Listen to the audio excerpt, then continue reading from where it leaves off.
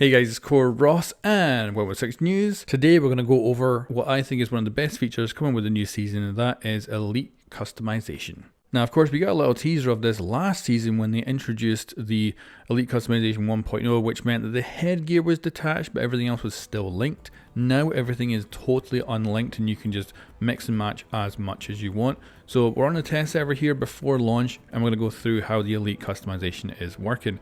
And you might also be asking, how do I have elites on the test server? So back when Outbreak came out, it was originally on the test server, and it was the first time paid packs were used, so they were put on the test server as well so that they could be tested. But of course you can't buy anything on the test server, so the developers gave everyone R6 credits so you could buy packs and test the system, and I bought elites. So that, I thought it would be a payoff one day, and here we are.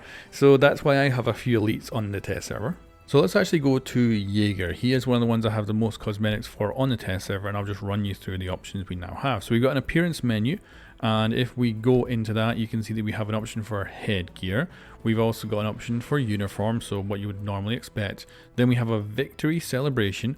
We've got an operator portrait, and then a background for that portrait. Now there's also going to be an additional button which will be added in here, which will allow you to customize your gadget. Now I don't know when that's getting added, but it shouldn't be too long in the future. So for instance, with the Frost Elite, people sometimes don't like that it makes the frost mats far more visible. So you'll actually be able to select between the default and the Elite one, and potentially more in the future as well. So you can fully customize how your operator looks in game, but also their actual portrait card as well when you're loading into a game and at the beginning of every round.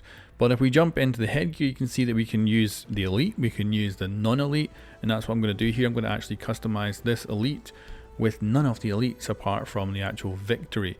So you can go for the default, which is of course just standing still, and you can preview that if you want to see what it looks like. And you've also got the elite animation that you can preview as well. Presumably they're probably going to add in more dances here that'll be added into the store, so you could potentially pick up other ones that might not be exclusive to just one operator. Potentially you'll see ones that actually be usable for lots of operators, or at least that's what I'm expecting at some point in the future. But then we've also got the operator portrait. So example here, we have default and we have the elite, and we can choose between these, and you can see they have transparent backgrounds so that we can actually change the operator card. So the first one here, the elite yellow, you only get this if you own the operator elite, and if not, you'll have these three default ones, so blue, grey and red. But presumably there'll be a lot more, and I expect to see some in the battle pass for this season as well. And I also hope we can get some classic ones too, like old school Siege had for their background colours. And I also would love to see some animated versions as well, where we can have smoke or something moving in the background. Now let's actually go and take a look at another elite. So I don't have many cosmetics on the actual test server, but I can show you this on another character. So here we have Sledge, and of course we're just going to put the default stuff on. And then I'll show you what an elite animation looks like with just the default gear to give you an idea of how you're going to be able to customize this however you want with the cosmetics you want. And of course, I think that's really a good thing. So yeah, the sky's the limit. With all the cosmetics we've had in the past, making up a custom elite now is going to be super awesome to do.